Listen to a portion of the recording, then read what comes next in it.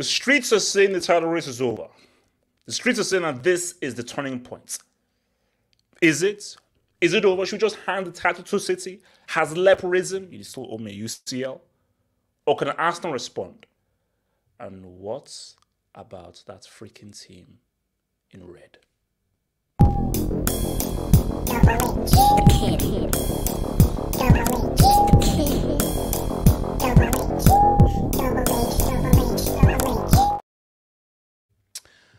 So this is where we're at, guys. This is where we're at, man.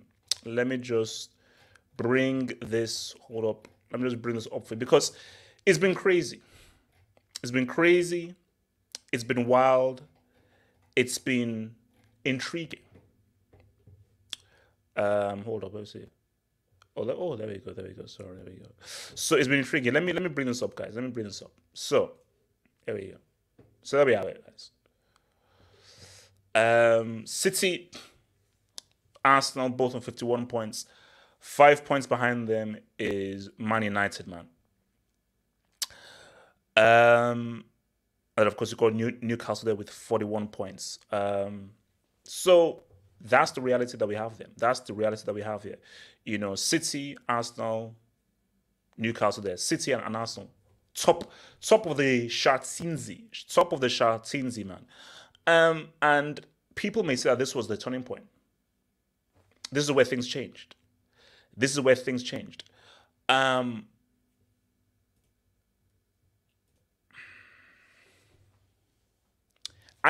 feel this way. Because I do feel that, I look at this right now and I feel that City, like, aha, they have given us a sniff. They've given us an inch and we're going to take a mile here.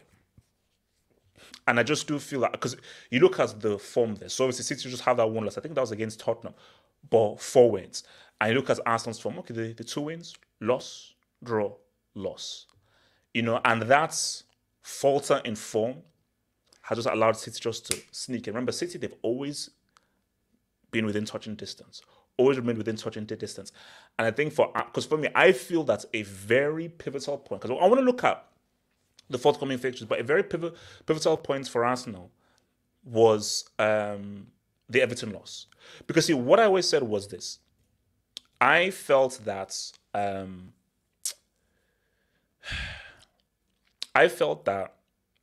the loss to Everton was key. I always knew that I told you, my friend said to me, okay, Aston Brentford, what do you think? And I told him 1-1. I said, no, Aston Brentford, I think it would be 1-1. I thought they beat Everton. I know new manager bats. Okay, cool. I know new manager bats. Everton are still struggling with relegation. You are the best team in the league, playing the best football in the league. I thought, oh, they win. 100% they win. You still don't form, they win. So when they lost that, I thought that really affected them. And maybe that got carried over into the Brentford game because maybe they beat Everton, they beat Brentford. Now, if they beat Everton, drawn with Brentford, and they lost to City, okay, they're still in a good position now. You know, because so if that had happened, they'd be 3 points ahead still if they had beaten Everton, you know, and also still with that game in hand. But that's Everton loss, which they shouldn't have lost to that team who were struggling, that I think they have been the turning point. But just look at the games coming forth. So for Arsenal now, so this Saturday is Villa away. So Villa away, Leicester away, Everton at the crib, Bournemouth at the crib, Fulham away, Palace at the crib, Leeds at the crib, and the Liverpool away. So I wanna look at all the games before the Liverpool game, which I think, okay, that's now the interesting one. For Liverpool away. Villa away. I think that's a tricky one. Because you know why that's tricky? Villa are not a shabby team. Villa are not a shabby team. It's Emery who always wants to prove a point, and the key thing is it is the game just after that City game. So the thing for Arsenal is how will they respond? Because if they don't beat Villa, I think that's it. Then we now know for sure the slide will continue. So I don't want to hear, okay, 1 point or so forth. If they don't beat Villa, I think the slide will continue. So that Villa game is going to be very key. What do I say about that Villa game? I don't know. I tell you right now, I don't know, because I don't know how they will react. If this is the Arsenal that we always knew and so forth, oh yeah, they can go ahead and beat Villa based on just the them being out of form, them losing what was a very entertaining but a very emotional game. I really don't know what happened, but I said this right now. They don't beat Villa, rule it out. And if they don't beat Villa, I'm going to talk about a team in red. If they don't beat Villa, we've got to have a discussion about a team in red that doesn't want to go away. Leicester City away, they should win. They should beat Everton at home. They should beat Bournemouth at home. Fulham away is a tricky game. Fulham away is a tricky game. That's not an easy game. They should beat Palace at home. They should 100% beat Leeds at home. And then we now come over to Liverpool. But here's the thing. If they beat Villa, I say they beat Leicester, they beat Everton, they beat Bournemouth. Fulham away, I don't know. They beat Palace, they beat Leeds. If they don't beat Villa, if Arsenal don't beat Villa, I really do believe that could have a carry-on knock-on effect with Leicester City, potentially Everton and Bournemouth. So that Villa game is vital. It is extremely vital as to how Arsenal reacts to that Villa game. So I want to come to City now. So when you look at City, Nottingham Forest away. Oh, that's an easy dub, Dubinsky. So obviously then they have Leipzig, Bournemouth away, easy dub, easy dub. Obviously you got Bristol, Newcastle at home. Now that's interesting. That's interesting. Newcastle at home is interesting. Newcastle at home is interesting because Newcastle don't know how to win games. They're very hard to beat. So I expect City to win. Don't be shocked if that ends up as a draw. Like zeros. Don't be shocked if that ends up as like a 0-0 or a 1-1. City, this is a tricky game for this is City's bogey team. Palace is City's bogey team. So, but I still feel City beats Palace. They beat Palace. They beat West Ham. You've got Liverpool. Now it's a Liverpool team struggling. No, not doing too great, but the guys that want to prove a point. But if you're looking at these fixtures, these are very winnable. I mean, apart from the Newcastle, which could be a draw, I see this as all wins for City. So literally, the only difficult game in this running for City is Newcastle. That's the only one that I don't think, because for me, I think they should be Liverpool, especially this Liverpool team. So apart from Newcastle, every other one I think should be a Dubinsky. So you can now see how City are in a very, very strong position.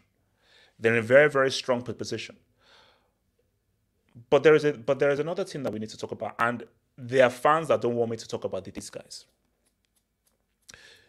United are 5 points behind, and there's no games in hand. Okay, now obviously Arsenal have a game in hand, so that could now go over to 8 points now. But we don't know how it will affect Arsenal. But United, City have the same games played, and United are 5 points. 5 points is nothing. Nothing. It's nothing. Absolutely nothing. Let's check it out. So, United. So, Leicester City at home. Then, obviously, you've got the EFL Cup final, obviously, 26th. Then you've got the FA Cup. Oh, wow, this is... Okay, so we said Leicester home, then Liverpool away. Yeah, okay, United have very weird fixtures. So, okay, so I think they're going to have a lot of game time, but I think for some reason that Brentford game is postponed. Then they've got the EFL Cup final, the Carabao Cup final, then they've got the FA Cup final. But you have Liverpool away.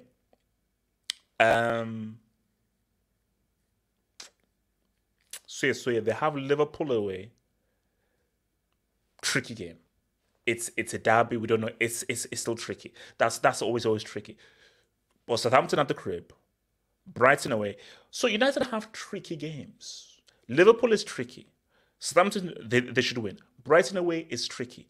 Newcastle away is tricky. Everton at home. So, but my thing though is, if United beats Leicester, which they should, they beat Liverpool out of form. They should beat Southampton. They find a way to beat Brighton. I don't think they beat Newcastle. But let's say they just do. They beat Newcastle and Everton. Should we be sleeping on United? Because my thing, the way I view it is this. United to win the league. Now, I pray not, because if we have a scenario that United win the league this season, especially with what Chelsea is happening, um, I think I'm gonna have an episode. I think I'll have an episode. If United win the league, I think I'll have an episode. So let's just hope that doesn't happen. But United are around there. United are around there. And my thing is this is how I sort of rationalize it. I feel City will be on a run. And as we saw through City's games, I think City are now going to go on a run. I'm worried about Arsenal. So the way I see things looking is, I think we may be seeing United creep up into second and City just going into first. And I think we may just see Arsenal crawl away. Now, because of Tottenham just love to be bozos and so forth. Oh, damn. Brighton have 2 games in hand on Tottenham and only 4 points behind them. Wow. They're only 4 points behind Tottenham and they have 2 games in hand. Oh, my God. Wow. That's crazy. That's man, Tottenham, bro. So because the Newcastle outdraw merchants and so forth, Arsenal will be good.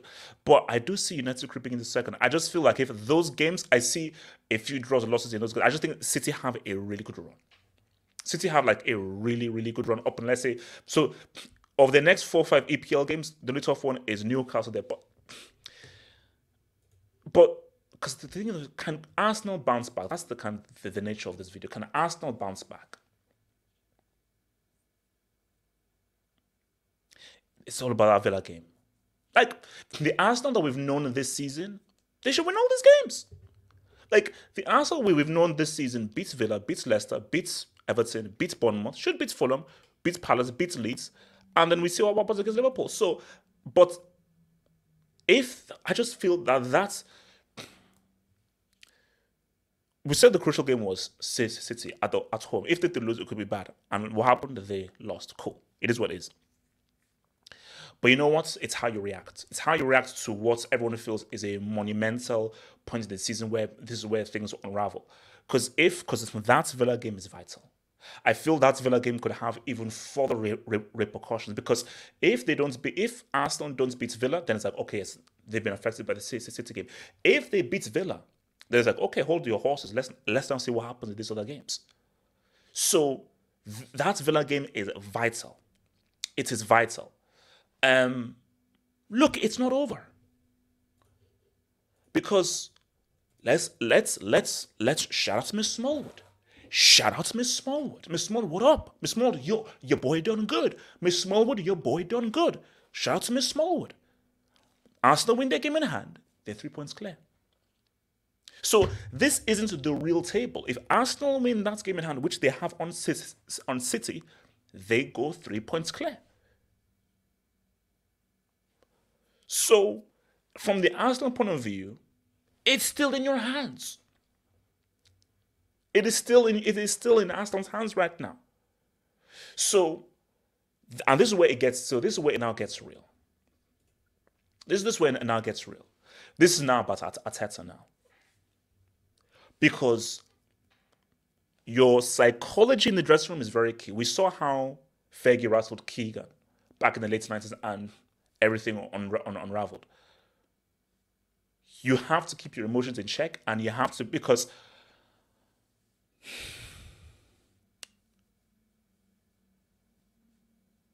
Arsenal winning this league would be an astonishing achievement.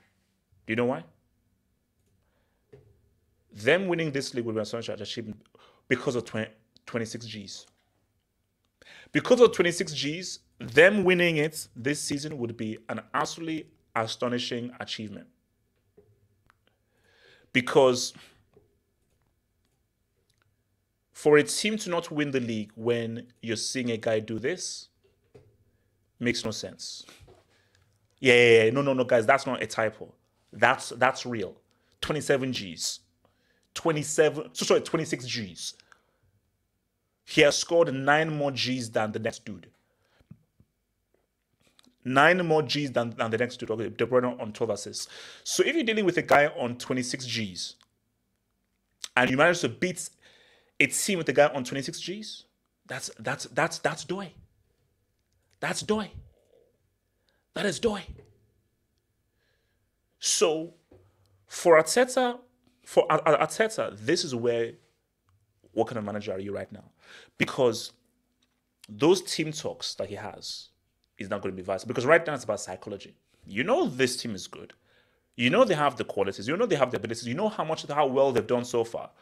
But you see, when you come up against a brick wall, it's not about talent. It's not about football and so forth. It's about mentality and it's about character. So now this is about man-to-man motivation. It's about, okay, guys, how are you going to react? Everyone thinks you're going to falter. Everyone is cracking jokes. Everyone is miming. Everyone's Arsenal. They're going to crumble. Are you going to buy into that? Or are you going to be like, oh, no, we're going to crumble? Are you going to use that as fuel to now react? Keep your heads, keep your cool, focus, win those games. Because if Arteta says to Arsenal, just keep winning those games and let's see whether they slip. Because it's still in their hands. Now, Arsenal not going to win every single game. Arsenal won't win every single game from now till the end of the season. Neither will City. So for Arsenal, it's about get back to winning. And now starts against Villa. You have to beat Villa. No excuses. Arsenal don't beat Villa. It's all that. It's over now. City will smell blood and they'll just go crazy. Because City, you know how desperate they are for this. And you saw, because for City, you saw how much they wanted to beat Arsenal. Because it was not just about beating Arsenal at the Emirates. It's not just about beating Arsenal. It was beating them at the Emirates. Because this is all about psychology. It's all about psychology. So Pep said that, no, we have to beat them now. Not a draw, we've got to beat them now, because if we beat them here at the Emirates, it's going to mentally scar them. It's going to psychologically, because I've been here before.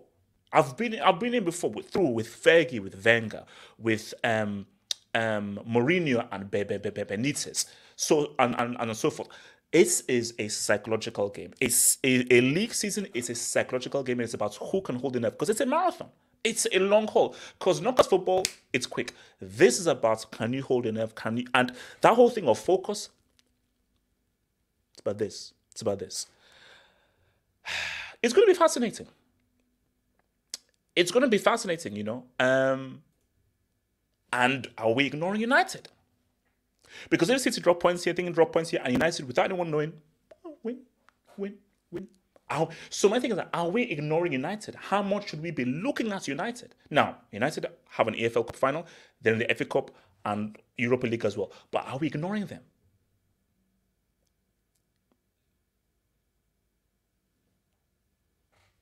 I said City were always going to win the league. That was always my thing, that they were always going to win the league. But the beauty about football is that we don't know. The many times I've said something, the thing has happened. So what I want as a football fan is, okay, let's have it out. Because what I don't want is Arsenal just fall off, lose games, and this is just all the way through. What I think will be fascinating is, so United keep winning, City keep winning, Arsenal keep winning, maybe City and Arsenal drop points. Now we now have a real 3-horse race. So if United actually keep their distance within 5, 4, 3, because I think the last time we had a 3-horse race was Leicester, which was Leicester. When you remember, it was Leicester, Tottenham, and Arsenal, and really they were on all three could win. Then sort of Arsenal went away. Then it was Tottenham and Leicester. Then Chelsea said, "Well, what's up?" So that's the last time we had a genuine 3-horse race. This is, I mean, let's see what Arsenal do if they win their game in hand. But see, if Arsenal don't beat Villa, I think we have a 3-horse race, because United are within touching distance. It gets real. It gets real. It gets real. Guys, hit that subscribe button over there, guys. Hit that subscribe button over there, guys. And check out that members only content, man. Become a member and check out that exclusive content. Peace.